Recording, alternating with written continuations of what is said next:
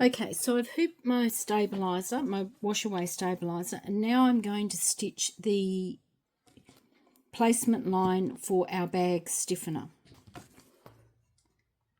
Okay, it's a little bit hard to see in the light, but I've used orange, which I thought would stand out, but I've stitched the placement lines for our bag stiffener. I'm now going to pop that over the edge, over the placement lines, tape it in place and stitch the tack down. So I'll come back once I've stitched the tack down. Okay, as you can see, I've stitched the tack down. I'm going to remove the tape and I'm going to trim extremely close to the stitching. You'll notice that every single tack down that I do has a double row of stitching. Because we're trimming extremely close to the stitching, we want to make sure that we get as much gone as we can, and the double row of stitching just helps in case you happen to snip the stitches, which I will sometimes do. And what that means is that the double row will actually help keep it all in place. I'm going to trim this. I'll show you my first bit. Now I use the Ginga double curved applique scissors. They're very sharp.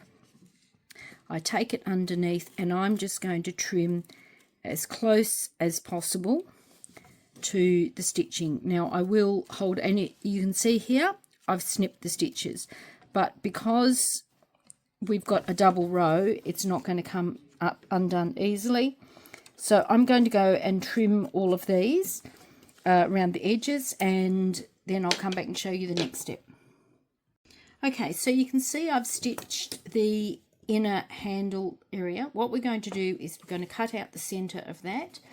I find that sometimes it's easier to use a quick unpick to get just get it started, because we need something quite sharp to go in there. So I'm going to do exactly what I did around the outside. I'm going to trim in the center, and just got to get those scissors in there and get it started. And because it's thick batting, it's just a little bit more difficult, and it doesn't matter if you trim your stabilizer because it's going to have to come out anyway. So okay, so now what I'm going to be doing is I'm trimming inside that area. So I'm going to go and do this off camera. Because it's quite difficult and time consuming, I'm going to trim this out and I'll come back and show you the next step. Okay, so you can see that I've trimmed out the inner section of our handles. I'm now going to take the hoop and turn it over. I'm using my pressing mat.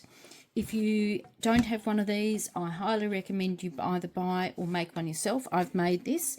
If you look in our group, Sharon Carter has shared a video and a Word document in the files section on how she made hers. Mine has a little bit more on it because I'm using a multi-needle, and the arms on these frames are quite high. So I've just added an extra couple of layers of foam. Okay, so we're going to turn this over and we're going to lay, and this is why I love using my pressing mat. There's no issues with pushing the stabilizer out. So what I'm going to do, I'm going to lay my handle fabric over the handles, making sure that they are covered completely. I'm going to tape in place. Now I must say, you must make sure that when you put anything under the hoop, you make sure that it stays flat, because it does have a tendency to curl up and get caught. So I'm going to turn this over and we're going to stitch the tack down for the back of the handle fabric. I'll come back when we've done that. Okay, so you can see here I've stitched the tack down for our backing fabric. Don't be like me and put it the wrong direction. As you can see, I've barely caught the stitching here, so I'm going to have to be really careful when I put my front fabric down that it gets caught, because I've put it the wrong way. So now what we're going to do is we're going to trim around the perimeter of the backing. Also, I do recommend that you get rid of any loose threads, because I didn't do this on my first stitch out, and these may not get covered with your satin, and you don't want orange thread coming through in the black. So just make sure you get rid of any unwanted threads. We're going to trim on the outer edge and the inner holes. I've stitched 2 steps in one here because they're just stitching. I will say I highly, highly, highly recommend that you trim after each step. Trimming in the holes and around the outer edge is very difficult to get neat and tidy if you trim it all together, and that's why I've created separate steps. Yes, I know it's a little bit long-winded, and it's a lot more steps in and out of the hoop, but trust me, it's the better way to do it. Okay, so we've trimmed out our inner handles and around the perimeter. Now we're going to turn it over, and we're going to lay our other piece of handles, and we're going to lay it the right side this time, over the hoop. We're going to tack it down. There's no placement stitch because we're using the same outline for everything, and we're going to tape that in place, tack it down, and then we're going to trim it. So I will come back after it's been trimmed out completely. Okay, so as you can see, I've stitched the outer tack down. I've stitched the handle cutting lines, and I've trimmed everything. I've also stitched, as part of the same cutting line, our center cutting line for our handles. Now when we take that out of the hoop, we're going to cut on that line. But now I'm going to pop this back into the hoop, and we're going to stitch all of the satin stitching. Sorry, I forgot to mention before we do that, I've actually put on eyelet placement holes or snap placement holes because we've played around with the handle, and the higher they are, the less sturdy the handle becomes. So we've played around, and we're going to stitch these on. You don't have to use them, but for me, after all of our testing, we've found that this is the best place for them. Okay, as you can see here, we've finished our satin stitching. We've stitched our alignment or our snap placement lines. Now what I'm going to do, I'm going to turn this over before I forget, and I'm going to trim away any of these details, any of these stitching here that we may see. As long as it's fine on the front, we can see where our holes have to be punched, but I want to try and remove as much of this as I can, because it may get caught and be visible when we do our when we put our snaps in, and we certainly don't want that. As I said, I forgot to trim in the other one I made, and I could still see it, which was quite disappointing. So all we're doing is just tidying up any trims.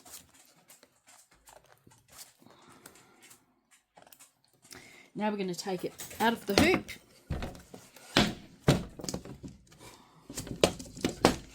Now, I didn't point out before, but I'll show you now. I pinned my stabilizer. You can use ordinary pins like dressmaking pins or T-pins. I've got T-pins, so that's what I've used on this instance. I highly, highly, highly recommend you pin your stabilizer, because when you're trimming these sections out, it may move. Mine did. So I made sure that I put pins in, and now we just remove those pins. I know that my stabilizer did not move because I had it pinned in. I have my outer hoop wrapped in vet wrap, and it's just a sticky elastic bandage, and I just find that it really helps with keeping, helps stop movement in the hoop, but I also like to pin it. So now what we're going to do is trim around the outer edge and the inner edge here, and we're going to cut on this line. Okay, so I've stitched the placement line for the lining. Now this is the waterproof fabric that we need. We're going to lay this on top of the stabilizer right side down. Yes, that might sound funny, but when we're finished, we're going to remove the inner area of the stabilizer and we're going to wash it away. So this is how we need it. We tried several different methods. I was going to do it under the hoop, but the problem with a lot of machines is the drag from the waterproofing. Now I'm using a waterproof canvas, so I don't have that problem, but not everybody has waterproof canvas that they can use. So we're going to tape this in place, tack it down, and we're going to cut out our, we're going to tack down our cutting line as well. Okay, so you can see here I've tacked my fabric down, and I've also stitched the cutting line for the hole for the cup.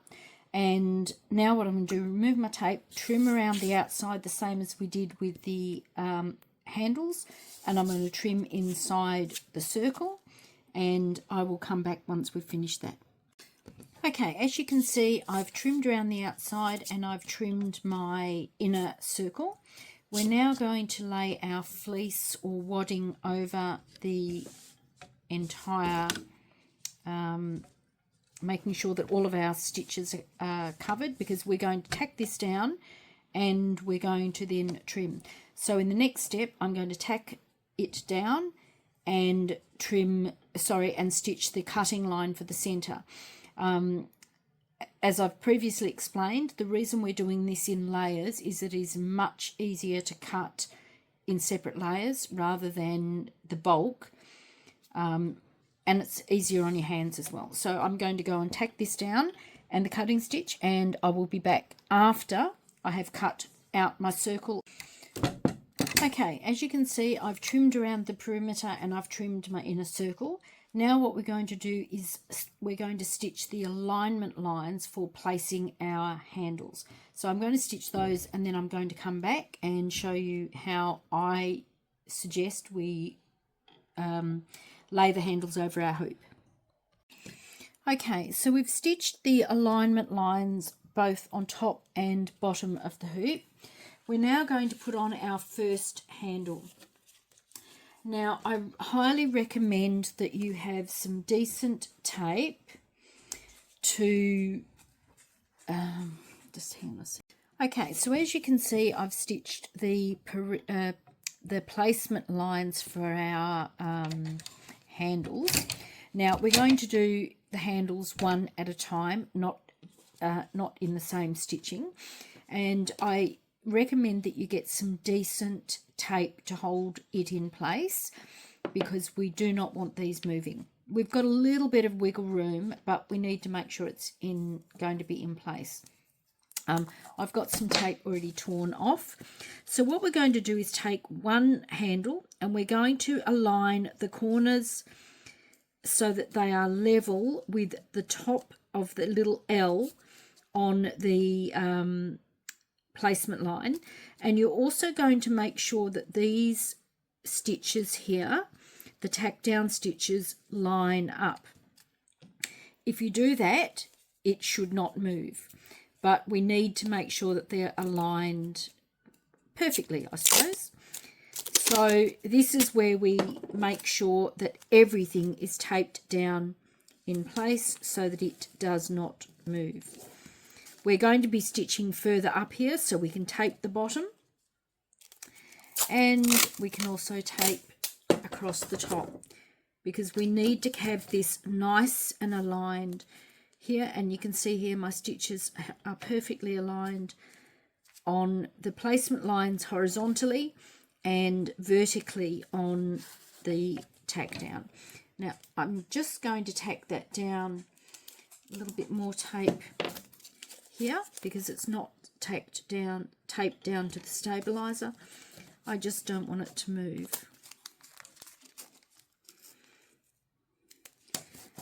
Now I'm going to pop this back on, and we're going to stitch the tack down, which is actually joining the handle to the body. Okay, so you can see I've stitched the tack down here. I've done this as a double run. We're not trimming. Please do not trim at all. But I've done it as a double run purely to make sure that it doesn't move. So now we're going to remove our tape.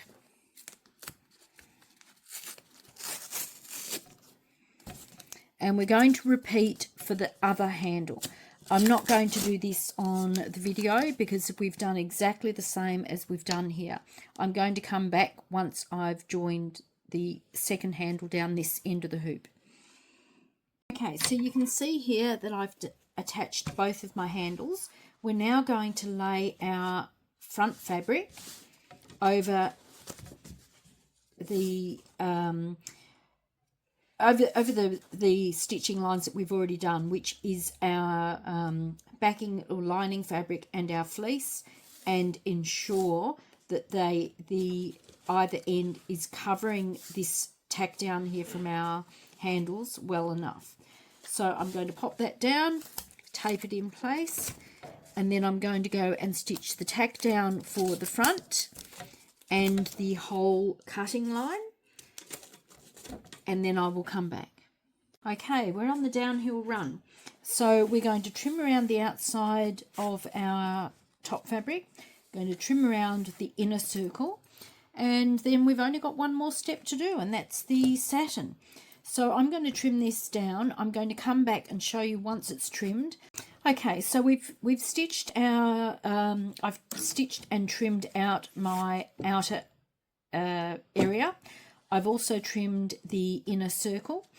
One thing I would like to recommend is that before you start your satin, make sure there are no threads that are sticking out like that, because there's nothing worse than having beautiful satin stitching and then having some stray threads. So just rub your hands around the edge just to see if any if it's going to fray or come loose. See, there's another one there.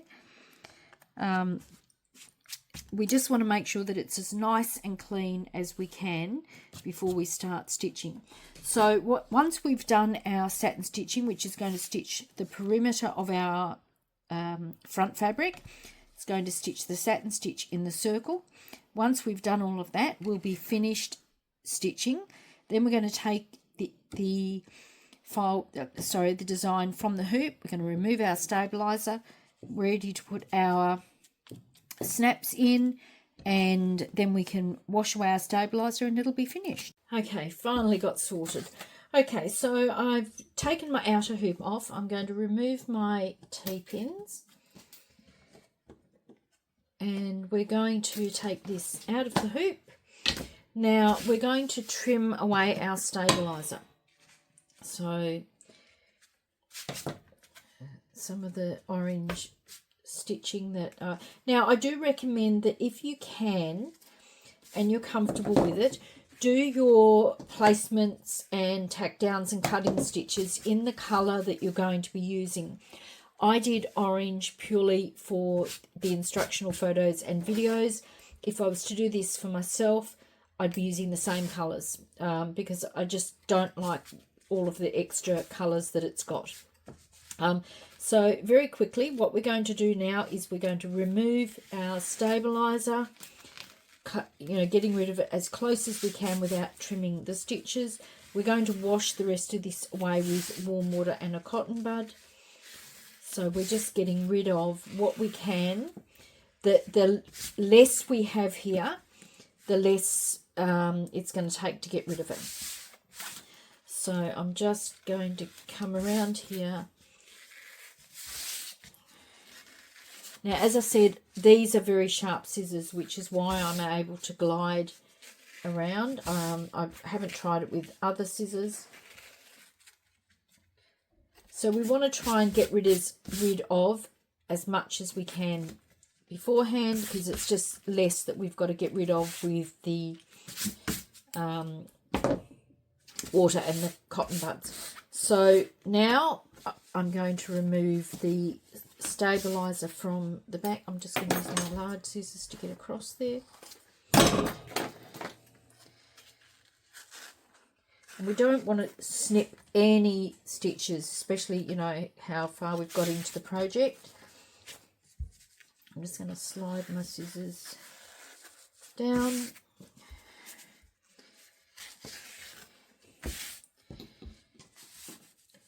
Just make sure that I can see what I'm doing.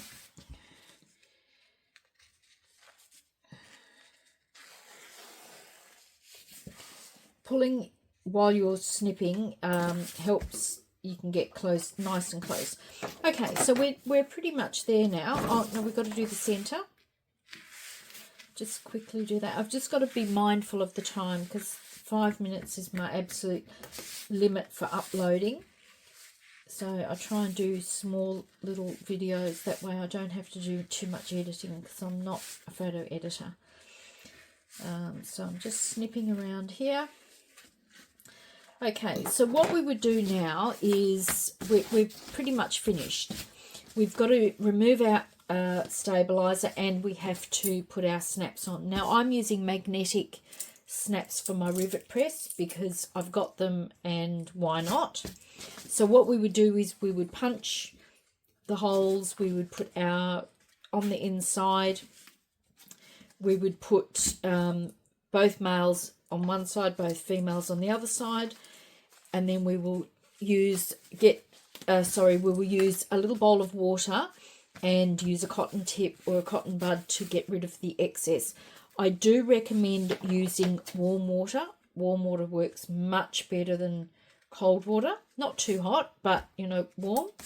And just dab it around, and you should have a finished product. I'm not going to do that on the video because I will take it to the kitchen and do it.